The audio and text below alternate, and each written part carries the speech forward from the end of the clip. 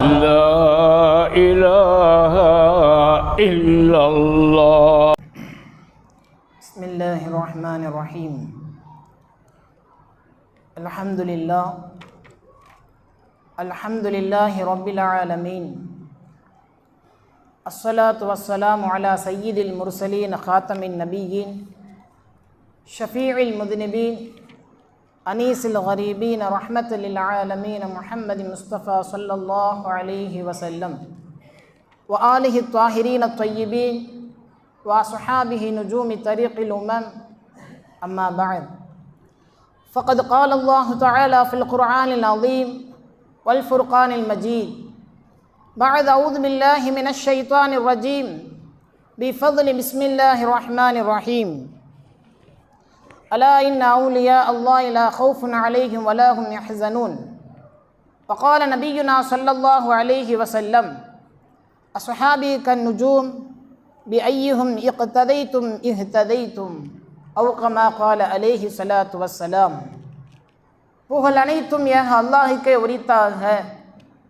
சாந்தியும் சமாதானமும் சர்தார் நபி முஹம்மத் முஸ்தபா ஸல்லல்லாஹு அலைஹி வஸல்லம் அன்னார்கள் மீதும் அன்னார்களின் அடிச்சுவடுகளை பின்பற்றிய உத்தம சத்திய சஹாபாக்கள், தாபிஈன்கள், தபா தாபீன்கள், வலிமார்கள், ஷுஹதாக்கள், சாலிஹீன்கள், சித்தீகீன்கள், அல்லாஹ்வுடைய பள்ளியில் அமர்ந்திருக்கும் நம் அனைவர்கள் மீதும் அல்லாஹ்வுடைய வற்றாத கருணையும் சாந்தியும் சமாதானமும் என்றென்றும் நின்றும் நிலவட்டுமாக. ஆமீன். இந்த இரவுனுடைய கடைசி வரைக்கும், குறிப்பாக சஹர் வரைக்கும் நல்ல முறையில் இருந்து எல்லா விதமான அமல்களில் பங்கெடுத்து அல்லாஹ்விடத்திலே உயர்ந்த அந்தஸ்தை அடைவதற்கு வல்ல இறைவன் உங்களுக்கும் நமக்கும் நசீபாக்குவானாக. சமுதாயத்தில் அன்பான ஒரு வேண்டுகோள், புனிதமிக்க இந்த நேரத்தில் ஆங்காங்கே நிற்கக்கூடிய சகோதரர்கள், சில இடங்களில் சும்மாவாக பேசிக்கொண்டிருக்கிற இடங்களில் தென்படக்கூடிய நபர்கள் எல்லோரும் அல்லாஹ்வுடைய பள்ளியில் வந்து அமருமாறு அன்போடு கேட்டுக்கொள்கிறோம். தமிழில் சொல்லுவார்கள், ஒரு வார்த்தை வெல்லும், ஒரு வார்த்தை கொல்லும். நம்மளை எந்த வார்த்தையும் கொல்ல வேண்டாம், மறுமையில் நம்முடைய வார்த்தைகள் வெல்ல வேண்டும் என்பதற்காக வேண்டி அன்போடு அழைக்கிறோம். கண்ணியத்திற்குரிய அன்பான பெரியோர்களே, ஜமாத்தார்களே, நபி ஸல்லல்லாஹு அலைஹி வஸல்லம் அவர்கள் இந்த சமுதாயத்திற்கு வருகைக்கு முன்பு சமுதாயத்தினுடைய நிலை எப்படி இருந்தது என்பதை ஒரு சின்ன ஒரு பார்வையாக நாம் பார்க்கிறோம். எப்படி இருந்தது? அழகாக ஆண்மை கொண்ட வக்காரத்தாக இருக்கிற மனிதனுக்கு மௌசு தாஸ்தி. எப்படி என்றால், தன்னுடைய மனைவி நல்ல பிள்ளையை பெற்றெடுக்க வேண்டும் என்பதற்காக வேண்டி ஆரோக்கியமாக இருக்கிற, திடகாத்திரமாக இருக்கிற ஆணிடத்திலே தன்னுடைய மனைவியை அனுப்பி வைப்பான் உடலுறவுக்கு. அதனால் பிறக்கக்கூடிய குழந்தை அது என்னுடைய குழந்தை என்றும் மாறுதட்டி கொள்வான். இப்படிப்பட்ட ஒரு கலாச்சாரம் இருந்தது ரசூலுல்லாஹ்வுடைய வருகைக்கு முன்னதாக. சீட்டு குலுக்கி எடுப்பார்கள். இன்றைய இரவு எந்த பெண்ணு யாருக்கு என்ற ஒரு நிலை சமுதாயத்திலே அந்த இடத்திலே இருந்தது. இதுபோல ஏராளம் எல்லாம் அசிங்கமாகவே வாழ்ந்து வந்த மனிதர்களுக்கு மத்தியில தான் கண்மணி நாயகம் முஹம்மது ஸல்லல்லாஹு அலைஹி வஸல்லம் அன்னார்களை அல்லாஹ் அனுப்பி வைக்கிறான் இந்த சமுதாயத்திலே ரசூலாக. ஸல்லல்லாஹு அலைஹி வஸல்லம் வருகிறார்கள், தொடர்ந்து அழைப்பு பணி கொடுக்கிறார்கள், ஏகத்துவத்தை நிலைநிறுத்துகிறார்கள், மனிதனுடைய குணங்களை பண்புகளை அழகுபடுத்துகிறார்கள், எல்லாம் செய்கிறார்கள். ஒரு கட்டத்திற்கு மேல் சஹாபாக்களுக்கு இப்படி ஒரு முத்திரையை கொடுக்கிறார்கள், அஸ்ஹாபி கன்னுஜூம், என்னுடைய தோழர்கள் எல்லாம் வானத்தில் மின்னுகிற நட்சத்திரங்களை போல, பிஐஹும் இக்ததைத்தும் இஹ்ததைத்தும், யாரெல்லாம் அவர்களை பின்பற்றுகிறீர்களோ அவர்களும் நேர்வழி அடைந்தவர்கள் என்கிறார்கள் ஸல்லல்லாஹு அலைஹி வஸல்லம் அவர்கள். கொஞ்சம் இப்பொழுது யோசித்து பாருங்கள், ரசூலுல்லாஹ்வுடைய வருகைக்கு முன்னதாக இருந்த மனிதர்களுடைய குணங்கள், இப்பொழுது ரசூலுல்லாஹ் வந்ததற்கு பிறகு ரசூலுல்லாஹ் கொடுக்கிற சர்டிஃபிகேட், எவ்வளவு பெரிய மாற்றத்தை ஸல்லல்லாஹு அலைஹி வஸல்லம் அவர்கள் இந்த சமுதாயத்திற்கு எடுத்து வைத்தார்கள். அது அப்படியே தொடர்ந்தது. சஹாபாக்களுடைய காலம் முடிய, தாபீன்களுடைய காலம் முடிய, தபாத்தாபீனுடைய காலங்கள் முடிய, தொடர்ந்து சமுதாயங்களுக்கு மத்தியில் அந்த ஈமானும் இஸ்லாத்தின் மீது உண்டான பற்றும் குர்ஆனுடைய விளக்கமும் ஹதீஸினுடைய தெளிவும் எல்லாம் அப்படியே பிறழாம வந்து கொண்டே இருந்தது. காலத்தினுடைய சூழ்நிலை என்னமோ தெரியவில்லை. காலங்கள் கடைசியாக ஆக ஆக நம்முடைய கையிலே இந்த ஈமானும் இஸ்லாமும் வந்திருக்கிறது. அதனால் நாம் அதை எப்படி பார்க்கிறோம் என்றால், என்னமோ சஹாபாக்களை போல அல்லது பனி இஸ்ரவேலர்களுடைய நபிமார்கள் அவர்களை போல நாம் அமல் செய்த மாதிரியும், நாம் நிறைய அமல்களில் திகைத்து போய் இருக்கிறவர்களாகவும், நாம் நம்முடைய மனதிலே எண்ணத்திலே ஒரு விதமான தற்பெருமையோடு உலாவிக் கொண்டு இருக்கிறோம். அல்லாஹ் பாதுகாக்க வேண்டும். இந்த இடத்திலே யாரும் பாரபட்சம் இல்லை. 5 நேரம் இமாம் ஜமாத்தாக தக்பீர் தஹ்ரீமாவை தொழுது விட்டால் என்னவோ சோனத்திற்கே சொந்தக்காரர்களாக மாறுதட்டக்கூடியவர்களாக நாம் ஆகிக்கொண்டு இருக்கிறோம். ஒரே ஒரு செய்தி, ஒரு உதாரணத்தோடு சொல்லுகிறேன். ஈமானுடைய முதிர்ச்சி நம்ம இடத்துல எப்படி இருக்க வேண்டும், ஆனால் நம்ம இடத்துல எப்படி இருக்கிறது என்பதற்காக வேண்டி ஒரு சின்ன ஒரு உதாரணம். ஒரு 3 பேர் கடலுக்கு போகிறாங்க. 3 பேர் கடலுக்கு போகிறாங்க. கடலில் போகக்கூடிய நேரத்தில் ஒரே ஒரு மனிதர் கடற்கரையிலேயே அப்படியே நிற்கிறார். கப்பலில் ஏறல, கடலில் பயணம் செய்யலை, கடலுக்கு போயிட்டாரு, கடல் கரையிலேயே அப்படியே நின்றுட்டார். 2வது நபர் படகுல ஏறுகிறாரு, நேராக போகிறாரு, கடல் நடு கடலில் போய் நிற்கிறார். இது 2வது மனிதர். 3வது ஒரு மனிதர் நடுக்கடலிலே கடலுக்குள்ளே குதித்து முத்துக்களையும் பவளங்களையும் இரத்தன கற்களையும் எல்லாத்தையும் பார்க்கிறார்கள். கடலில் இருக்கக்கூடிய அஜீபான அல்லாஹ்வுடைய ஆச்சரியமான படைப்புகள் அத்தனையும் கண்டு ரசிக்கிறார்கள். இன்னும் சொல்ல போனால் அறிவியல் ரீதியாக உலகத்தில் மேல் பரப்பில் இருப்பதை விட கடலுக்குள் இருக்கிற எவ்வளவு ஆரோக்கியமான எவ்வளவு ஆச்சரியமான விஷயங்கள் இருக்கிறது என்று நவீனங்கள் கண்டுபிடிக்கப்பட்டு கொண்டுதான் இருக்கிறது. அத்தனையும் ஒருத்தர் பார்க்கிறார். இந்த 3 நபர்கள் இருக்கிறார் அல்லவா, இதில் 3வது சொன்னோம் இல்லையா, கடல்ல கடைசி வரைக்கும் உள்ள இருந்து எல்லாத்தையும் பார்த்து கண்டறிஞ்சவர். அவர் கப்பலில் மேலே நிற்கிறவர்கிட்ட சொல்கிறாரு, கடலில் இவ்வளவு விஷயங்கள் இருக்குது தெரியுமா, எவ்வளோ அற்புதமான செய்திகள்லாம் பார்த்து தெரியுமா என்று சொல்லும்போது கடலையை உள்ளே பார்க்காதவருடைய சிந்தனை எப்படி இருக்கும்? அப்படியா, என்னமோ இருக்கலாம் சொல்கிறாரு, உண்மையாக கூட இருக்கலாம், அல்லது ஏதாவது அடித்து விடலாம், அப்படி கூட அவர் நினைப்பார் இல்லையா? சரி, 2வது நபர் கடல் நடுவில் நிற்கிறார் இல்லையா, படகுல, அவர் கடல் கரையில் நிற்கக்கூடியவருக்கு சொல்லுகிறாரு, நாங்கள் கடல் போனோம், ஓரத்தில் தான் ஃபுல்லாக அலையாக அடிக்குது, கடல் நடுவில் போய் நின்னோம்னா அலையே இல்லை, நல்லா இருக்குது, பார்க்கறதுக்கு நல்ல பிரமிப்பாக இருக்குது அப்படின்ட்டு பயணத்தில் படகில் நிற்கக்கூடியவர் கடல் கரையில் நிற்கக்கூடியவர் இடத்துல சொல்லுகிறார். அவர் எப்படி விளங்குவார்? சரி, ஏதோ கடலுக்குள்ளே போகிறேன்னு இருக்கிறாரு, ஏதோ சில விஷயங்கள் சொல்கிறாரு, அப்படி இருந்தாலும் இருக்கலாம், இல்லாமலையும் போகலாம் நினைப்பார். கடைசியாக கடல் கரையிலேயே நின்றார் இல்லையா, இவர் வேறு யாரும் இல்லை, இதுதான் ஷரீஅத். இதுதான் ஷரீஅத். மார்க்கத்தில் நமக்கு சொல்லித் தருகின்ற, நமக்கு பாடமாக நடத்தப்படுகின்ற தொழுகை முறை எப்படி, அது எப்படி கூடும், இந்த அளவுக்கு இருந்தால் என்ன, அல்லது கூடாது இருக்கக்கூடிய சட்டங்கள் என்ன, கூடுவதற்கு சட்டங்கள் என்ன, நோன்பினுடைய முறைகள் என்ன, ஜகாத் ஹஜ்ஜுடைய நிலைகள் என்ன என்பதெல்லாம் ஷரியத்தில் சொல்லப்பட்ட அத்தனை அமல்களையும் இப்படி ஃபிக்ஹ் ரீதியாக அலசி ஆராயக்கூடிய விதத்தில் இருக்கக்கூடிய அந்த ஷரியத் என்பது கடலில் கரை ஓரத்தில் இருக்கக்கூடிய மனிதனை போல. கடல்ல நடுவில் போனார்லே படகுல, அவர் தரீகத்துவாது மாதிரி உள்ளே போயிருக்கிறார், கரையை கண்டிருக்கிறார், கரையை தாண்டி கடல் நடுவிலும் சென்றிருக்கிறார், அங்கே இருக்கக்கூடிய சில ஆச்சரியமான விஷயங்களை பார்த்திருக்கிறார். அவரெல்லாம் தரீகத்து மாதிரி ஷரியத்தையும் அடைந்து அதிலிருந்து உள்ளே போய் சில விஷயங்களை அடைய வேண்டும் என்று போயிருக்கிறார். அந்த போகும் வழி அவர் தரீகத்துவாதி.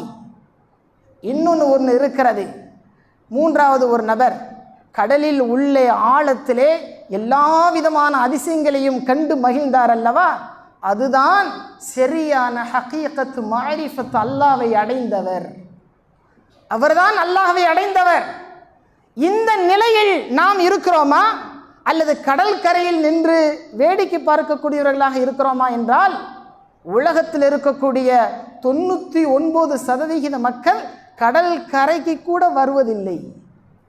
ஷரியத்தை பேசக்கூடிய, சட்டங்களை பேசக்கூடிய, சட்டங்களுடைய முறைகளை கற்றுக்கொள்ளக்கூடிய, இப்படி ஷரியத்தை சார்ந்து உண்டான அமல்களை கூட செய்வதற்கு 99% இருக்கக்கூடிய மக்கள் கூட வருவதில்லை.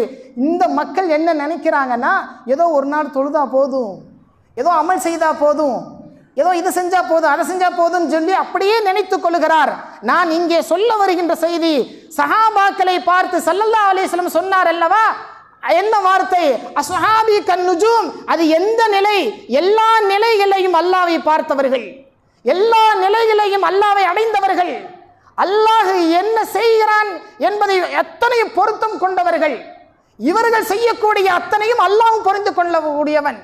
இந்த அளவிற்குத்தான் ஹகீகத்தை, மாரிஃபத்தை முழுமையாக அடைந்தவர்கள் சஹாபா பெருமக்கள். அந்த வழிகள்லாம் இன்னைக்கு இல்லை நம்மள்கிட்ட. எல்லாமே கொஞ்சம் கொஞ்சமாக உருகப்பட்டு விட்டு நாம் இன்னைக்கு செய்யக்கூடிய சின்ன சின்ன அமல்களை கூட பெரிய முத்தகீன்கள் மாதிரி நாம் ஒரு தோற்றத்தை வெளிமக்களுக்கு காண்பித்து கொண்டு இருக்கிறோம் என்பதை வேதனைக்குள்ள ஒரு விஷயம். இந்த ஹகீகத்து நம்ம இடத்துல இல்லை. ஈமானுடைய தரமும் ஈமானுடைய முதிர்ச்சியும் இல்லாத ஒரே காரணத்தினால மனிதனாக இப்பொழுது வாழுவதில்லை. மனிதன் என்கிற உடல் மாத்திரம் தான் நம்மள்கிட்ட இருக்குது. மிருகள்கிட்ட இருக்கக்கூடிய அத்தனை குணங்களும் நம்மள்கிட்ட உண்டு. அல்லாஹ் பாதுகாக்க வேண்டும். ஒரு கதை ஒன்று சொல்லுவாங்க. காட்டில் ஒருத்தன் போய் நடந்துக்கிட்டு இருந்தானா, புலி வேகமாக துரத்துச்சான். இவன் என்ன செய்யறதுன்னு தெரியாமல் வேகமாக ஒரு மரம் இருந்துச்சு, மொட்டை மரம். மரத்தில் மேலே ஏறிட்டான். ஏற மேலே பார்த்தா ஒரு பெரிய குரங்கு ஒன்று உட்கார்ந்துருக்குது. கீழே பார்த்தா புலி விழுந்தா வேட்டையாடிலாம் நிற்கிது. மேலே போனால் குரங்கு அடிச்சிடும்.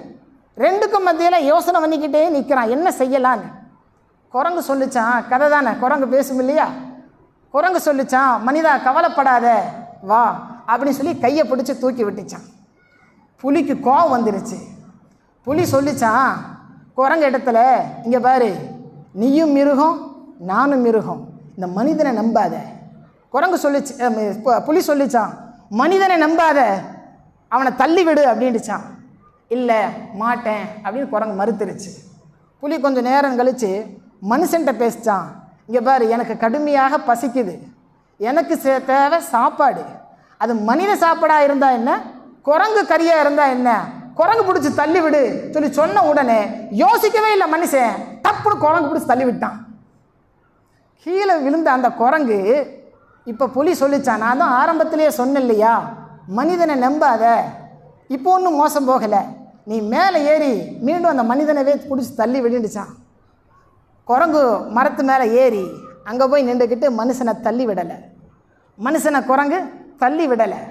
புலி என்னை ஏமாத்துற பார்த்தியா, நீ அவனை தள்ளி விடுவேங்கிறக்காகத்தான் உன்னை நான் விட்டேன், அவனை பிடிச்சி தள்ளி விடுன்னு சொல்லி சொன்னபோது அந்த குரங்கு சொன்ன அந்த வார்த்தை இந்த மனித சமுதாயம் நாம் அதை படிப்பினையாக எடுத்துக்கொள்ள வேண்டும். குரங்கு சொல்லிச்சான், என்னை நம்பி அவன் கைப்பிடித்து விட்டு வந்து விட்டான், என்னை நம்பி அவன் கைப்பிடித்து வந்து விட்டான், வந்தவனை அவனுடைய உயிருக்கு உத்தரவாதம் தருவது என்னுடைய கடமை. குரங்காக மிருகமாக இருந்தாலும் அதை நான் செய்வேன். நான் மிருகமாக இருந்தாலும் என்னுடைய எண்ணம் மனித எண்ணம், அவன் மனிதனாக இருந்தாலும் அவனுடைய எண்ணம் மிருக எண்ணம் என்பது குரங்கு நமக்கு பாடத்தை கற்றுத்தருகிறது. இது மாதிரி நிறைய சொல்லலாம். கருமை நீர காமராசர் சொல்லுவாராம், அவர் ஹதீஸுக்கு ஒரு உட்பட்ட கருத்தா மாற்று கருத்தா என்பதை நம்ம பார்க்க தேவையில்லை, சொன்ன வார்த்தையை மாத்திரம் இங்கே பார்க்குறோம். அவர் சொல்லுவாராம், மனிதா, இந்த இல்லாத ஜீவராசிகள் மிருகங்களிடத்துல பண்பா நடந்துக்கோ, அதன் மீது கருணை காட்டு என்று சொல்லிட்டு, ஆனால் மனுஷன்ட்டு அப்படி நடந்துக்காதேன்னு பாரான். ஏன்னா ரெண்டுக்குள்ள வித்தியாசம் இருக்குது. மிருகங்கள் அல்லது ஏதாவது ஒரு ஜீவராசிகள் அது அதனுடைய தன்மை என்னங்கிறது வெளியே ஓப்பனாக சொல்லிடும். பாம்பா விஷம் உண்டு, புளியா பிராண்டு கடிச்சிரும், நாயா கொலைக்கும், இது மாதிரி தன்னுடைய தன்மை என்னென்று பிற மக்களுக்கு எடுத்து சொல்லிவிடும். ஆனால் இந்த மனிதனுடைய நிலை இருக்குமாத்தையா, அவன் எந்த நேரத்தில் எப்படி இருப்பானே சொல்ல முடியாது. நல்லவனாட்டவே பேசிக்கிட்டு இருப்பான், நல்லவனாட்டவே இருப்பான். கடைசியில் நமக்கு கபரை தோண்டுபவன் அவனாக தான் இருப்பான். பார்ப்பதற்கு வில்லனாகவே இருப்பான், சிரிக்கவே மாட்டான், குடும்பத்துக்கு வரவும் மாட்டான், போக மாட்டான். ஆனால் எதிர்பாராத விதத்தில் இக்கட்டான சூழ்நிலையில் அவனே வந்து உதவி செய்யக்கூடியவனாக இருப்பான். மனிதனுடைய தன்மை எப்படி என்று, எந்த நிலையில் இருக்கும் என்று யாருக்கும் சொல்ல முடியாது என்று கருமை நிற காமராசர் அவர் நமக்கு எடுத்து சொல்லி காட்டுவார். இது மாதிரி நிறைய செய்திகள் உண்டு. இன்னைக்கு மனிதன் வாழக்கூடியனாக இருக்கிறானா? இல்லை. ஒரு ஷேக் இடத்துல ஒருத்தன் போகிறான், ஒரு ஷேக் இடத்துல ஒருத்தன் போய் எனக்காக வேண்டி துவா செய்யுங்கன்னு சொல்லி சொல்கிறான். இப்போ நம்ம நிறைய பேர் சொல்கிறோமா இல்லையா? உடனே அந்த ஷேக் சொன்னாராம், அல்லாஹ் உன்னை மனிதனாக ஆக்குவானாக என்றார். மனுஷன் என்னடா துவா செய்ய சொன்னோம்னா ஏதோ வித்தியாசமாக செய்கிறார், சரி ஹைர் அல்ஹம்துலில்லாஹ் போயிட்டார். மீண்டும் கொஞ்ச நாள் கழிச்சு அதே ஷேக் சந்திக்கிறார். ஷேக் எனக்காக வேண்டி துவா செய்யுங்கன்னு சொல்லி சொல்கிறான். அந்த ஷேக் மீண்டும் கையை உயர்த்தி கொண்டு அல்லாஹ் உன்னை நல்ல மனிதனாக ஆக்குவானாக துவா செய்கிறார். மீண்டும் ஆச்சரியம். மூணாவது தடவையும் போகிறான். ஒரு சமயத்தில் ஷேக் நமக்காக வேண்டி துவா செய்யுங்க, அல்லாஹ் உன்னை இன்னும் மனிதனாக ஆக்குவானாக என்று சொன்ன உடனே அவனுக்கு கோவம் வந்துருச்சு. என்ன எப்போ பார்த்தாலும் நான் துவா செய்யுங்கன்னு சொல்லி உங்களை ஒரு நன்மை நாடி வந்து சொன்னால் மனுஷனாக இருக்கு, என்னை பார்த்தா எப்படி தெரியுது உங்களுக்கு, மனுஷன் இல்லையான்னு சொல்லி சொன்ன உடனே ஷேக் அவர்கள் தன்னுடைய கையை தொட்டு அவனுடைய கையில் வைக்க போது அப்பொழுதுதான் தெரிந்தது, எல்லாத்தையும் பார்க்குறான், ஒவ்வொருத்தனும் ஒவ்வொரு விதத்தில் மிருகமாக இருக்கிறான். சில பேர் குரங்குகளாக இருக்கிறான், சில பேர் நாய்களாக இருக்கிறான். இப்படி எல்லாத்தையும் பார்த்துட்டு அவன் தன்னுடைய உடம்பை அப்படியே உற்று நோக்கி பார்க்கிறான். அந்த உடம்பு கழுதையினுடைய தோற்றமாக அவனுக்கு காட்சி அளிக்கிறது. இப்படித்தான் மனிதனுடைய நிலைகள், மனிதனுடைய குணங்களை கவனித்து நாம் மனித தன்மை அற்றவர்களாக, மனித தன்மைக்கு அப்பாற்பட்டவர்களாக நம்முடைய செயல்கள், நம்முடைய சொற்கள், நம்முடைய கொடுக்கல் வாங்கல் எல்லாம் நம்ம இடத்துல அப்படி மாறி போய்விட்டது என்பதை இங்கே நாம் பார்க்க வேண்டும். இன்னைக்கு உலகத்தில் நன்மைக்கு போட்டி போடுறானா இல்லையா தெரியல, பாவத்திற்கு ஒருத்தனுக்கு ஒருத்தன் அப்பனா இருக்கிறான்.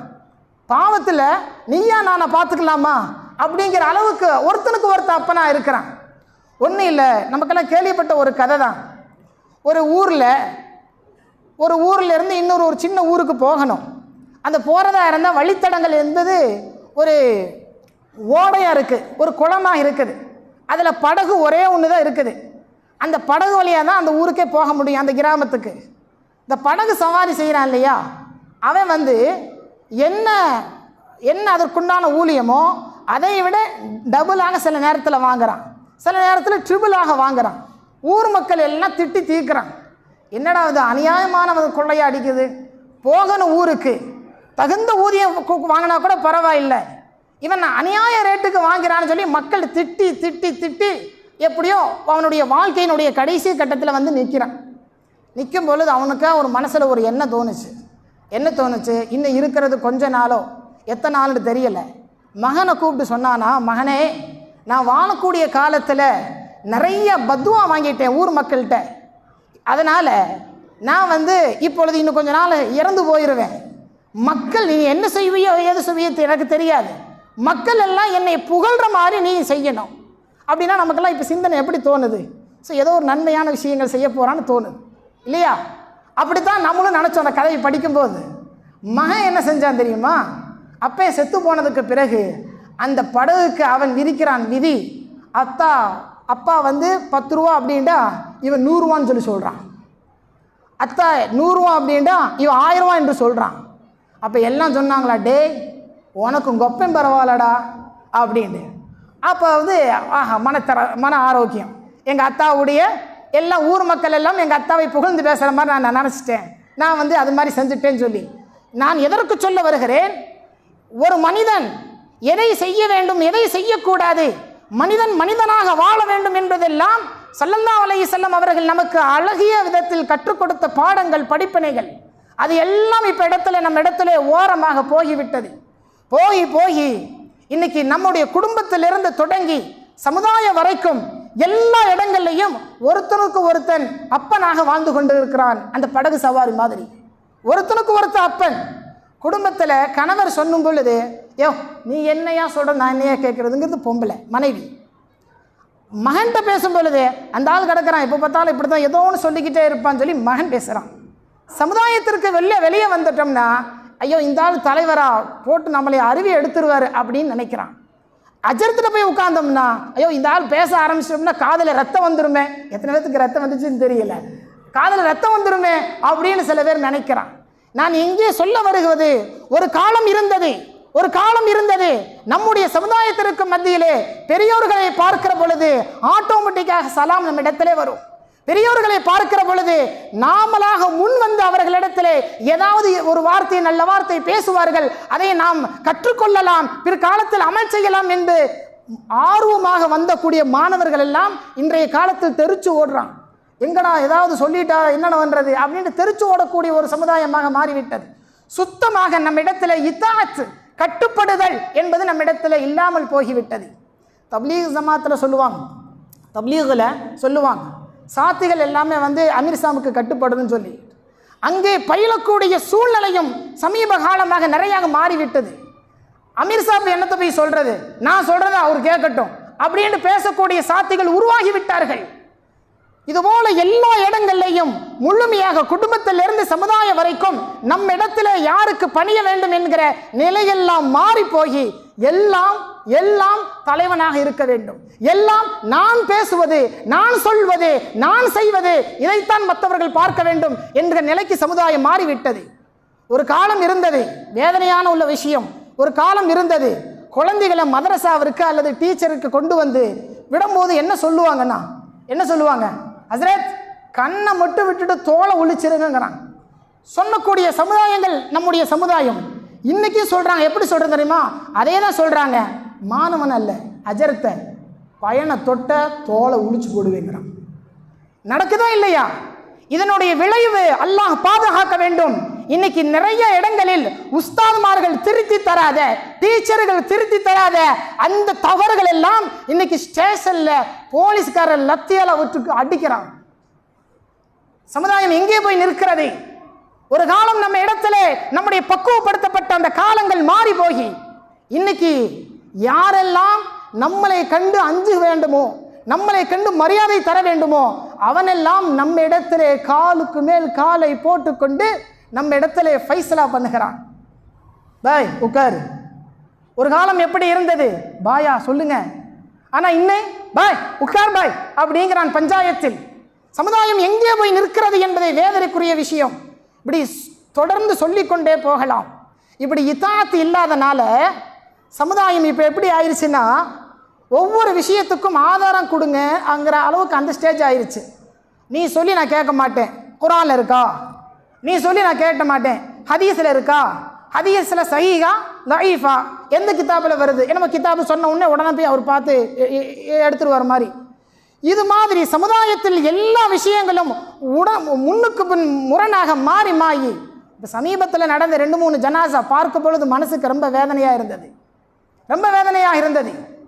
ஒரு காலம் இருக்கும், ஹசரத்து கையேந்தினால் அந்த துஆவை முடிகிற வரைக்கும் அந்த சபை அப்படியே இருந்த சமுதாயம் நம்முடைய சமுதாயம். நேற்று நடந்த ஜனாசா இருந்தவர்களுக்கு ஞாபகப்படுத்துகிறேன், அதுக்கு முந்தின நடந்த ஜனாசா இருந்தவங்களுக்கு ஞாபகப்படுத்துகிறோம். இங்கே மட்டுமல்ல, எல்லா ஊர்களையும் இருக்கிறது. அதை தொழுகை உள்ளவர்கள், தொழுகை இல்லாதவர்கள், வழமையாக முதல் சஃபில் நின்று தொழக்கூடியவர்கள் உள்பட என்ன நடக்குது தெரியுமா? தொழுகை முடித்த உடனேயே அப்படி ஒரு கூட்டம் அப்படியே நைஸா வெளியே போகும். இமாம் அஸ்ஸலாமு அலைக்கும் ரஹ்மத்துல்லாஹ் என்று சொன்ன உடனே ஒரு கூட்டம் அப்படியே நகர்ந்து போகும். இது எதை நோக்கி போகிறது? நம்ம என்னமோ தெரியவில்லைன்னு நினச்சிக்கிட்டோம். உண்மையான விஷயம் கொஞ்சம் புரிய வேண்டும். அந்த மையத்திற்காக வேண்டிய இமாம் துஆ செய்கிறார், அல்லாஹும்ம யஸ்ஸிர் ஹிசாபஹு, யா அல்லாஹ் அவருடைய கேள்வி கணக்கு இலகுவாக ஆக்கு, அவருடைய வேதனை லேசாக ஆக்கு என்று அந்த மையத்திற்கு துஆ செய்த இரத்த உறவு இல்லாத அந்த ஆலிம் துஆ செய்கிறார். இரத்த உறவுக்காரன் வெளியே அப்படியே போய் நிற்கிறான். ஏன்னா தொழுகைக்கு பின்பு துஆ இல்லை. இது மாதிரி சின்ன சின்ன விஷயங்களை கையில் எடுத்துக்கொண்டு சமுதாயத்தை கூறு போடக்கூடிய நிலைக்கு இந்த சமுதாயம் வந்ததற்கு யார் காரணம்? இன்னைக்கு ஒரு காலம் பெருநாள்னா மகிழ்ச்சியா இருக்குங்க. குடும்பத்தில் அத்தை, அம்மா, அண்ணன், தம்பி, அக்கா, தங்கச்சி, மாமா, மச்சான் சொல்லி எல்லாத்தையும் ஒன்றா உறவுகளை சந்திக்கிறது மகிழ்ச்சியாக இருக்கும். இன்றைய காலத்தில் ஏண்டா பெருநாள் வருதுங்கிற அளவுக்கு நிலை மாறிவிட்டது. ஏண்டா வருது? வீட்டில் இருக்கக்கூடிய அம்மா தாய்மார்கள்லாம் ரொம்ப பாவம். நேற்றும் பிரியாணி வைக்கணும், ஏன்? நேற்று ஒருத்தனுக்கு ஈது. இன்னைக்கு ஒருத்தனுக்கு பிரியாணி வைக்கணும், ஏன்? இன்னைக்கு புருஷனுக்கு ஈது. நாளைக்கு ஒருத்தனுக்கு பிரியாணி வைக்கணும், ஏன்? நாளைக்கு பையனுக்கு ஈது. ஒரே குடும்பத்தில் பல ஈதுகளாக மாறி போன சமுதாயம் நம்முடைய சமுதாயமாக மாறிவிட்டது. ஆனால் சொல்லும் வார்த்தை, பேசும் வார்த்தை, குர்ஆனும் ஹதீஸும் ஆதாரம் இருக்கிறதா? ஆதாரம் ஆதாரம் ஆதாரம் என்று கேட்டு அத்தனை அமல்களையும் நாசமாக்கிய சமுதாயம் நம்முடைய இளம் சமுதாயம். வேதனையான விஷயம். இதெல்லாம் எதை நோக்கி போகிறது? நமக்கு மத்தியிலே அமல் இல்லை என்பதை தாண்டி இருக்கிற அமலை எவ்வளவு சிதைக்க வேண்டுமோ அத்தனையும் சிதைச்சு நாசமாக்கக்கூடிய சமுதாயமாக இருக்கிறது. அல்லாஹ் பாதுகாக்க வேண்டும். நான் மெயினான விஷயம் சொல்ல வருவது ஈமானில் முதிர்ச்சி, அல்லாஹ்வை அடையக்கூடிய அந்த ஹகீகத்து மாரிஃபத்தை, அதனுடைய நிலையை அடைவதற்கு சில வழிமுறைகள் நம்ம இடத்திலே உண்டு. ஆனால் இந்த வழிமுறைகளை நாம் கையில் எடுத்தால் எந்த இடத்திலையும் வழி தவறி போய்விட மாட்டோம். இதைத்தான் சஹாபாக்கள் கையில் எடுத்தார்கள், தாபீன்கள் கையில் எடுத்தார்கள், தபா தாபீன்கள் கையில் எடுத்தார்கள், அத்தனை வழிமார்களும் ஷேகுமார்களும் கையில் எடுத்தார்கள். என்னமோ கிரகம் தெரியல, இந்த ஒரு நூற்றாண்டில் அது இல்லாமல் போகிவிட்டது. அது இல்லாமல் போகிவிட்டது. என்ன தன்மை அது? தன்னை ஒரு ஷேகிடம் முழுமையாக போய் ஒப்படைத்தல். தன்னை ஒரு ஷேகிடத்தில் போய் முழுமையாக ஒப்படைத்தல். சஹாபாக்கள் ஸல்லல்லாஹு அலைஹி வஸல்லம் அவர்களிடத்திலே ஒப்படைத்தார்கள். எப்படி தெரியுமா? யா ரசூலல்லாஹ், எனக்கு கல்யாணம் இன்னும் சில நாளில் இருக்கிறது, என்ன செய்ய? யா ரசூலல்லாஹ், நான் வியாபாரம் செய்ய இருக்கிறேன், என்ன செய்ய? யா ரசூலல்லாஹ், என்னுடைய மனைவி எனக்கு பிடிக்கல, நான் என்ன செய்ய? யா ரசூலல்லாஹ், யுத்தத்திற்கு நேரமாகிவிட்டது. யா ரசூலல்லாஹ், தண்ணீர் இல்லை, ஒலு செய்ய. யா ரசூலல்லாஹ், இப்படியே தன்னுடைய அன்றாட வாழ்க்கையை அத்தனையும் ஸல்லல்லாஹு அலைஹி வஸல்லம் அவர்களிடத்திலே முன்வைத்து கேட்டு கேட்டு கேட்டு பெற்ற சஹாபாக்கள் இன்னைக்கு நம்ம இடத்திலே அந்த நிலை இல்லை. நாம் நம்முடைய ஈமானை, நம்முடைய தொழுகையை, நம்முடைய இபாதத்துகளை சரி செய்வதற்கு ஒரு ஷேகை பிடிப்பதற்கு இன்னைக்கு தயங்கி கொண்டிருக்கிறோம். ஒருத்தர் இடத்துல போய் முழுமையாக நாம் சரணடைவதற்கு இன்னைக்கு தயங்கி கொண்டிருக்கிறோம். சமீபத்தில் நமக்கெல்லாம் வரலாறு நிறைய தெரிஞ்சிருக்கும். ஒரே ஒரு செய்தி மட்டும் சொல்லிடுறேன். ஸ்பெயினில் முஸ்லிம்களே இல்லாத அளவிற்கு எல்லாத்தையும் அழித்து ஒழித்தார்கள். வரலாறு உங்களுக்கு தெரியும். ஒருத்தன் கூட முஸ்லீம் ஸ்பெயினில் இருக்கக்கூடாதுன்னு சொல்லி எல்லாத்தையும் அழித்தான். இந்த அழிக்கும் போது மாத்திரமே பொதுவாகவே எங்குவெல்லாம் முஸ்லீம்கள் சித்திரவதை செய்யப்படுகிறார்களோ அல்லது அழிக்கப்படுகிறார்களோ அங்குவெல்லாம் யூதனும் நசாராக்களும் ஒன்று சேர்ந்துக்குவான். ஆனால் நம்மளை விட பரம்பரை எதிரி யூதனும் நசாரா தான். ஆனால் முஸ்லீம்களை அழிப்பதற்காக வேண்டி ரெண்டு பேரும் ஒன்று சேர்ந்துக்குவானுங்க. அந்த அடிப்படையில் தான் ஸ்பெயினில் முஸ்லீம்களை துடைத்து எரிப்பதற்காக வேண்டி அவனுக்கு ரெண்டு பேரும் ஒன்று சேர்ந்து ஒரே ஒரு செய்தியை செய்தான். ஒரே ஒரு விஷயத்தை தான் செஞ்சான். ஸ்பெயினில் முஸ்லீம்களே இல்லை, ஒரு நாட்டில் முஸ்லீம்களே ஒருத்தர் கூட இல்லைங்க. வரலாறு இது. அந்த நாடு எப்பேற்பட்டது தெரியுமா? இந்தியாவை போல 800 ஆண்டுகள் இஸ்லாமியர்கள் ஆட்சி செய்த நாடு ஸ்பெயின். இந்தியாவை போல தொடர்ந்து 800 ஆண்டுகள் ஆட்சி செய்த அந்த ஸ்பெயினில் ஒருவர் கூட முஸ்லீமாக இல்லை. அந்த நிலைக்கு தள்ளிவிட்டான். அவன் செய்தது பெரிய விஷயமெல்லாம் அல்ல. ஒன்னே ஒன்று சிம்பிளாக நகுத்தனான். ஆட்டோமேட்டிக்காக முஸ்லீம் இல்லாமல் போயிட்டான். என்ன செய்தி? மார்க்க அறிஞர்களை சமுதாயத்திடமிருந்து அப்படியே தனிமைப்படுத்துவது. இது ஒன்று போதும். ஒவ்வொரு பள்ளிவாசலும் ஹஸரத்துமார்கள் ஓதித்தரக்கூடிய குர்ஆனையும் ஹதீஸையும் கற்றுத்தரக்கூடியவர்கள், பொருளாதாரத்தை எந்த விதத்தில் சம்பாதிக்க வேண்டும், எந்த விதத்தில் செலவு செய்ய வேண்டும், ஹலால் ஹராமை நல்ல முறையில் நமக்கு பாடம் சொல்லித்தரக்கூடியவர்கள், இந்த ஆலிம் பெருமக்களை சமுதாயத்திடமிருந்து தள்ளி வைத்தாலே சமுதாயம் ஒன்றும் இல்லாமல் போய்விடும். இன்னைக்கு நடக்குதா இல்லையா? கொஞ்சம் அப்படியே அந்த காலத்திலேருந்து இந்த காலத்துக்கு வந்துடுவோம். இன்னைக்கு நடக்குதா இல்லையா? நம்மள எத்தனை பேர் நாம் செய்யக்கூடிய வியாபாரம் நம்ம அசருக்கு தெரியும் நினைக்கிறான், தெரியக்கூடாதுங்களா ரொம்ப தெளிவாக இருக்கிறாங்க. நாம் செய்யக்கூடிய வியாபாரம் எங்கடா ஒருவேளை கேட்டுட்டா, ஒருவேளை அவரே கேட்டுட்டா, நம்ம வார்த்தை விட்டு கேட்டுட்டோம்னா அவர் வார்த்தைக்கு கூடாதுன்னு சொல்லிட்டா என்ன செய்யறது? இதுக்காக வேண்டிய சொல்ல மாட்டான். எந்த இடத்தில் இமாம்களை நாம் முன்னிறுத்தி வைத்திருக்கிறோம்? எந்த இடத்திலும் நிறுத்தவில்லை. எனக்கு தெரிந்தது இப்போ 2 விஷயத்துல தான் முன் நிறுத்தி இருக்கிறோம். அதுவும் இப்போ கொஞ்சம் கொஞ்சமாக தேஞ்சிக்கிட்டே வருது. ஒன்று என்னன்னா கல்யாணத்தில் அஜர்த்து எங்கப்பா வந்துட்டாரா அப்படின்ட்டு அதுவுமே கொஞ்சம் கொஞ்சமாக தேயுது. என்ன காரணம் தெரியுமா? நிறைய பேர் லவ் மேரேஜுங்கிற அடிப்படையில் அங்கே போயிடுறான் ஆஃபீஸுக்கு, ரிஜிஸ்ட்ரேஷனு அல்லது போலீஸ் ஸ்டேஷனில். அங்கேயும் அஜர்த்து இல்லை, ஹுத்துபா இல்லை, துவா இல்லை, எதுவும் இல்லை. இது ஒரு பக்கம். இன்னொரு பக்கம் நிக்கா ஓதற்கு அஜர்த்துலாம் தேவையில்லை, 2 சாட்சி, ஒன்று நீ இருக்கிற இன்னும் நான் இருக்கிறேன், வா கையெழுத்து போட்டால் போதும், இப்படி ஒரு கூட்டம். ஆக நிக்காவை விட்டும் பிரித்த சமுதாயமாக இருக்கிறது ஒன்று. இன்னொன்று ஜனாசா, அதில் மட்டும் கொஞ்சம் மக்கள் கொஞ்சம் பயமாக தான் இருக்கிறாங்க. என்னத்தை ஹதீஸு குர்ஆன் வசனத்தை பேசினாலும் கடைசியில் அஜரத்து வந்து அல் ஃபாத்திஹான்னு சொன்னாதான் அவனுக்கு அடக்கத்திலேயே முழு திருப்தி வருது. இல்லாட்டி என்ன விளைக்கிறானா, அடக்கம் பண்ணிட்டு வீட்டுக்கு வந்தவொன்னு கூட எழுந்துச்சு வந்துடுவாரோன்னு பயக்கிறான். அப்படி நினைக்கிறான் அவன். கடைசியாக அல் ஃபாத்திஹான்னு சொன்னாதான் சரி ரைட்டு ஓகே முடிஞ்சு, கபிஸ்தானோட அவங்களுடைய எல்லா சங்கதியும் முடிஞ்சிச்சு அப்படின்னு அவன் விளங்கி இருக்கிறான். இந்த 2ஐ தவிர சமுதாயம் உலமாக்களை தள்ளி வைத்தது நான் முன்னாடி சொன்ன அத்தனை ஃபித்னாக்களும் அத்தனை குழப்பங்களும் ஃபசாதுகளும் இன்னைக்கு சமுதாயத்தில் ஊடுருவி நிறையா இருக்கிறது. நான் என்ன சொல்ல வருகிறேன், நமக்கு தெரிந்த ஷேகுமார்கள் எத்தனையோ இருக்கிறார்கள். அவர்கள் என்ன செய்ய போகிறார்கள்? அவர்கள் என்ன சொல்லி தருவார்கள்? என்னென்னமோ விளங்கி வச்சுக்கிறாங்க. ஷேഖனா அப்படி ஆயிடுவோம், நம்மளை பிதாத்தில் கொண்டு போய் விட்டுருவாங்க, வழிகேடு ஆயிடுவோம், அப்படி இப்படின்னு விளங்கிக்கிறாங்க. காலை மாலை தஸ்பீகாத்தில் ஓதுங்கன்னு வளமையாக சொல்லி கொடுப்பாங்க. அதை செய்யறியாங்கன்னு ஃபாலோ பண்ணுவாங்க. முறையாக செஞ்சிட்டீங்கன்னா மேற்கொண்டு தஸ்பீகாத்தை கொடுப்பாங்க. அதையும் நீங்கள் செய்கிறீங்களான்னு ஃபாலோ பண்ணுவாங்க.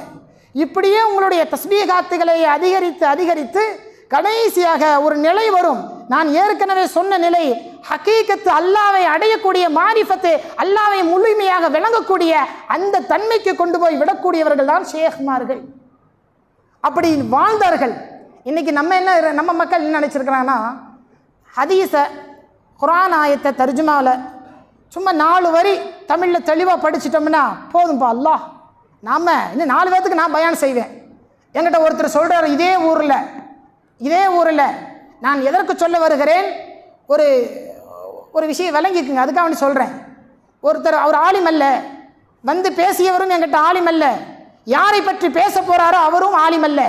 ஆனால் அவர் சொல்லுகிறார், சொன்ன வார்த்தை வேதனைக்குரிய வார்த்தை. அவர் சொல்லுகிறார், அவரு 1000 ஆலிம்களுக்கு சமங்க அப்படிங்கிறான். அவர் 1000 ஆலிம்களுக்கு சமமா? அல்லாஹ் உண்மையாகவே அவரை நல்ல முறையில் ஆலிமாக ஆக்கட்டும், மாற்று கருத்து அல்லை. இதை எதை வைத்து நான் சொல்ல வருகிறேன், அவர் என்ன விளங்கி வைத்திருக்கிறார்? 4 வரி ஹதீஸ் படித்தால் போதும், அர்த்தத்தோடு தர்ஜுமாவை படித்தால் போதும், இது மாத்திரமே இருந்தால் நாம் வெற்றியை அடைந்து விட முடியும், அல்லாஹ்விடத்தில் ஜெயம் பெற்றுவிட முடியும் என்று நினைக்கிறான் அல்லவா? இதுதான் மடமைத்தனமானது, முட்டாள்தனமானது. இந்த உலகத்திலே இமாம் என்று சொன்னால் அல்லாமா இமாமுல் ஆலம் அபூ ஹனீஃபா ரஹ்மத்துல்லாஹி அலைஹி அவர்களை போல சிறந்த சட்டம் சொல்லக்கூடியவர்கள் வேறு யாரும் இல்லை இந்த உலகத்திலேயே. ஸல்லல்லாஹு அலைஹி வஸல்லம் அவர்களுடைய காலத்திற்கு பிறகு சஹாபாக்களிடத்திலே 24000 சஹாபாக்களிடத்தில் பாடம் கயின்ற அல்லாமா அபூ ஹனீஃபா ரஹ்மத்துல்லாஹி அலைஹி அவர்கள் 40 வருஷம் இஷாவுக்கு செய்த ஒழுவோடு ஃபஜ்ரை நிறைவேற்றிருக்கிறார்கள். இன்னைக்கு நம்ம இப்பதான் இஷா தொழுது இருக்கிறோம், எத்தனை பேத்துக்கு ஒழு இருக்குன்னு தெரியாது. ஆனால் 40 வருடம் தொடர்ந்து அவர்கள் இஷாவுக்கு செய்த ஒழுவோடு சுபுகு தொழுகையை நிறைவேற்றிருக்கிற மிகப்பெரிய ஒரு மேதை அவர்கள் வாழ்ந்தது 70 வருஷம். 70 வருஷத்துல எத்தனை குர்ஆன் ஓதி இருப்பீங்கன்னு நினைக்கிறீங்க? எத்தனை வருஷத்துக்கு இப்போ நம்ம ஒரு 70 வருஷம் வாழ்றோம், எவ்வளோ ஓதியிருப்போம் குர்ஆனு? அதிகபட்சம் முக்கி ரமலானை வந்தவொடனே எடுத்து ஓதுறோம்னா ஒரு 100 ஓதுவோமா? ஆனால் அவர் 70 வயதில் ஓதிய குர்ஆன் 7000 ஹத்முகளை முடித்திருக்கிறார்கள் அபூ ஹனீஃபா ரஹ்மத்துல்லாஹி அலைஹி. அவருடைய ஆசான்கள் மாத்திரம், உஸ்தாதுமார்கள் மாத்திரம் 4000 உஸ்தாதுமார்கள். இன்றைக்கி நம்ம படித்த 4 பேர்த்திட்டே நம்மளால் தாங்க முடியாது. ஒரு அஜரத்து வச்சுக்கிட்டே படாத பாடம் படுறான். ஒரு அஜரத்துக்கிட்டே 2 அஜரத்துன்னா இல்லைண்ணா, காலையில் வந்து ஒரு அஜரத்து ஒன்று சொல்லிட்டு போட்டு போனார், நீங்கள் வந்து ஒன்று சொல்கிறீங்க, நம்மள்கிட்டே கேள்வி கேட்குறான். 3 அஜரத்து அப்படின்னா மரசாக்கு முக்கால்வாசி வர்றதே இல்லை. 4 அஜரத்து அப்படின்னா ஓடிடுவான், தெரிச்சு ஓடிடுவான். இது நம்முடைய நிலை. ஆனால் சஹாபாக்களிடமிருந்து தொடங்கி 4000 உஸ்தாதுமார்களிடத்தில் பாடம் பயின்ற இந்த உலகத்திற்கு இன்னும் கியாமத் நாள் வரைக்கும் வரக்கூடிய அத்தனை முஸ்லிம் சமுதாயத்திற்கு சட்டத்தை மிக அற்புதமாக தொகுத்து கொடுத்த அல்லாமா இமாம் அபூ ஹனீஃபா ரஹ்மத்துல்லாஹி அலைஹி அவர்கள் சொன்ன ஒரு வார்த்தை என்ன தெரியுங்களா?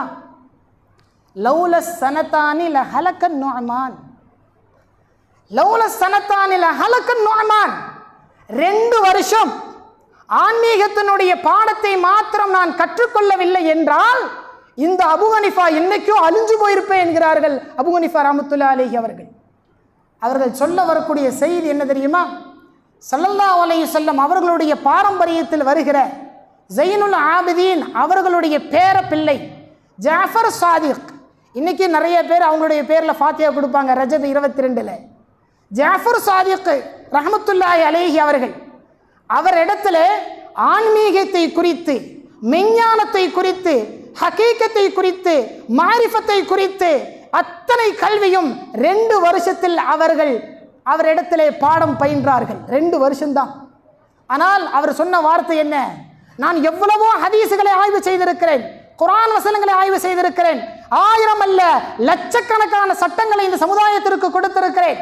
ஆனால் அவர் சொல்லுகிறார், அந்த ஆன்மீகத்தினுடைய பாடம் மாத்திரம் எனக்கு இல்லை என்றால் இந்த அபூ ஹனீஃபா என்னைக்கோ அழிந்து போயிருப்பேன் என்கிறார்கள். என்றால் இந்த இடத்திலே நான் சொன்னது போல வெறுமனே வார்த்தைகள், வெறுமனே வரிகள், வெறுமனே ஒரு கிதாபை மாத்திரம் கையில் வைத்துக் கொண்டு இது உலக மக்களுக்கு எல்லாத்துக்கும் போதும் என்று சொல்லக்கூடியவர்கள் கொஞ்சம் கவனத்தில் கொள்ள வேண்டும். ஆன்மீகத்தினுடைய கல்வி, ஆன்மீகத்தினுடைய தீர்ச்சி நம்ம இடத்துல இல்லை என்றால் நீ என்ன செஞ்சாலும் வேஸ்ட். அபூ ஹனீஃபா ரஹ்மத்துல்லாஹி அலைஹி சொன்னது மாதிரி அந்த ஆன்மீகத்தினுடைய கல்வியை நாம் தேடுவதற்கு ஆயத்தமாக இருக்க வேண்டும். இன்னைக்கு எத்தனையோ பேர்கள் எல்லாம் ஆன்மீகத்தினுடைய கல்வியை வைத்து அல்லாஹ்வுடைய நெருக்கத்தை ஈஸியாக அடைந்தவர்கள் எத்தனை வழிமார்கள். ஹபீப் அஜமி என்று சொல்லப்படக்கூடிய ஒரு இறைநேசர், ஹஜ்ரத் உமர் ரலியல்லாஹு அன்ஹுடைய காலத்தில் வாழக்கூடிய மிகப்பெரிய ஒரு தாபி. அவங்க நம்மெல்லாம் இப்போ இறைநேசரு வழிமார்கள் என்று சொன்னோம்னா நிறைய பேத்துக்கு என்ன விளங்குறாங்கன்னா, ஏதோ இப்போ உள்ளவங்க போல தெரியுது, அப்போ உள்ளவங்க போல தெரியுது, ஏதோ ஓரஞ்சனமாக வாழ்ந்திருப்பாங்க போல தெரியுது, அல்லது காட்டில் மேட்டில் எங்கேயாவது இருந்திருப்பாங்க போல தெரியுது. அவர்களுடைய பெயர்களும் அவர்களுடைய சரித்திரங்களும் நாம் தெரிந்து கொள்வதற்காக வேண்டி சொல்லுகிறோம். தாபீன்கள் இப்படி சொல்லும்போது தாபீன் அப்படின்னு நினைக்கிறாங்க. அந்த தாபீன்கள் உள்ளவர் தான் ஹபீப் அஜமி. அவருடைய முதல் வேலை ஆரம்பத்தில் என்ன தொழில் செஞ்சுட்டு இருந்தாருன்னா வட்டி, பயங்கரமான வட்டி. ஒரே ஒரு செய்கை அவருடைய வாழ்க்கையை அப்படியே புரட்டி போட்டது. நான் ஆரம்பத்தில் சொன்னேன்லவா, ஒரு வார்த்தை வெல்லும் ஒரு வார்த்தை கொல்லும். இவருடைய வாழ்க்கையிலே பார்க்கலாம். ஒரு நாள் நடந்து போகிறார், இது மாதிரி சின்ன பையன் பக்கத்தில் விளையாண்டுக்கிட்டு இருக்கிறான். அந்த பையன் அஜமி வந்துட்டாரு, ஓடு அப்படி ஓடிறான். அவருக்கு மூஞ்சியில் ரொம்ப சோர்வு ஏற்பட்டுருச்சு. ஒரு சாதாரண ஒரு பையன், சிறுவன், தெருவிலே விளையாடி கொண்டிருக்கிற ஒரு சாதாரண ஒரு சிறுவன் இந்த ஹபீபு என்கிற இந்த அஜமியை பார்த்த உடனே விரண்டு ஓடுகிறான் என்று சொன்னால், அவ்வளவு தூரம் நான் இரத்தத்தை குடித்திருக்கிறேன் வட்டியின் மூலம், எனவே இந்த வட்டி தொழிலே வேண்டாம் என்று அவர் நேர ஹசன் பஸ்ரி ரஹ்மத்துல்லாஹி அலைஹி அவர்களிடத்திலே பையத்தை பெறுகிறார்கள். பையத் என்ற தீட்சை பெறுகிறார்கள். அவருக்கு பெயரே அஜமி. அஜமின்னா அரபியில் ஒன்றும் தெரியாதுன்னு அர்த்தம். எழுத, படிக்க, பேச எதுவுமே தெரியாத மக்களுக்கு அஜமிம்பாங்க. அந்த அஜமியுடைய வார்த்தையே தன்னுடைய வாழ்க்கையினுடைய பெயரில் சேர்த்து கொண்டு ஹபீப் அஜமி என்று வாழ்கிறார். அவர் எப்பேற்பட்டவர் எதற்கு சொல்ல வருகிறேன்? அவரிடத்தில் கல்வி இல்லை, ஆனால் மெஞ்ஞானம் என்ற ஹகீகத்து மாரிஃபத்து இருந்தது. உலகத்தில் உயர்ந்தவர்களாக வாழ்ந்தார்கள். அதற்காக வேண்டி சொல்லுகிறோம்.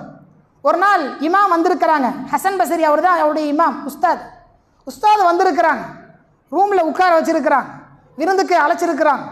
எல்லாம் சாப்பாடெலாம் எடுத்து வைக்கலான்னு பார்த்தோம்னா அந்த காலத்தில் அவருடைய காலத்தில் இருக்கிறது வெறுமனே ரொட்டியும் கல்லுப்பும் தான் இருந்தது. ரொட்டி, அதை தொட்டு எப்படி சாப்பிடுவதற்கு கல்லுப்பு, இந்த 2 தான் இருந்தது. எடுத்து வைத்து விட்டு அவருடைய மனசில் ஒரு வேதனை. எவ்வளோ பெரிய ஒரு இமாம் ஹசன் பஸ்ரி ரஹ்மத்துல்லாஹி அலைஹி அவர்கள், மார்க்க மேதை, நம்மளுடைய அழைப்பை ஏற்று நம்முடைய வீட்டுக்கு வந்திருக்கிறாங்க, அவரை உபசரிப்பதற்கு என்னிடத்தில் ஒன்றுமில்லையா அல்லாஹ் என்று மனசில் ஒரு விதமான ஏக்கம் எடுத்து வைக்கிறார். அவ்வளவுதான். உடனே வாசல்ல ஒரு கதவு தட்டப்படுகிறது. ஒரு நபர் எத்தையும் வந்து நிற்கிறார். எனக்கு சாப்பிட்டு ரொம்ப நாளாச்சு, ஏதாவது கொடுங்கிறான். உடனே வேகமாக இவர் உஸ்தாதுக்கு வைத்திருந்த அந்த ரொட்டியும் உப்பையும் கொண்டு போய் வேகமாக கொண்டு போய் அவருக்கு கொடுத்துட்டார், ஏழைக்கு. இப்போ எப்படி இருக்கும் உஸ்தாதுக்கு? வீட்டுக்கு சாப்பிட கூப்பிட்டுருக்குறாங்க, எடுத்து வைத்தது வெறுமனே ரொட்டியும் உப்பும் தான். அதை ஒரு எத்தையும் வந்தவுடனே மொத்தத்தையும் கொண்டு போய் கொடுத்துட்டாரு. வந்துச்சு உஸ்தாதுக்கு கோபம். நம்ம அஜித் மாதிரிலாம் இல்லை, உடனே என்ன செஞ்சுருப்பாங்க, அவருக்கு உடனே கோபம் வந்துருச்சு. உடனே அவர் என்ன சொன்னார் அப்படின்னா, ஹபீபே, உனக்கு தக்குவா இருக்கிற அளவுக்கு அறிவு இல்லை. அவர் சொன்ன வார்த்தையை பாருங்கள், இதைத்தான் நான் பதிவு செய்கிறேன். தக்குவா இருக்கிற அளவிற்கு அல்லாஹ் மீது உண்டான நம்பிக்கை, அச்சம், பயம், மெஞ்ஞானம், ஹகீகத்து இருக்கிற அளவிற்கு உன்னிடத்தில் அந்த கல்வி அறிவு இல்லையே. சாமானிய ஒரு மக்களுக்கு கூட தெரியும், வீட்டுக்கு வந்த விருந்தாளியை உபசரிக்கணுண்டு. வந்து உட்கார்ந்து இருக்கிறேன், எனக்கு வைக்கப்பட்ட உணவை கொண்டு போய் உடனே எடுத்து கொடுத்தாயே என்று கேட்கும் பொழுது அமைதியாக இருக்கிறார். உஸ்தாத் அல்லவா, அமைதியாக இருக்கிறார். கொஞ்ச நேரம் கழித்து வேற ஒரு மனிதர், உருவம் அடையாளம் தெரியாத ஒரு மனிதர் வந்து கதவை தட்டுறான். கதவை திறந்த உடனே 500 பொற்காசுகள், தங்க காசுகள் குவியலோடு வந்து கையில் கொடுத்து விட்டு அவருக்கு தேவையான எல்லா விதமான உணவுகளை கொடுக்கிறார்.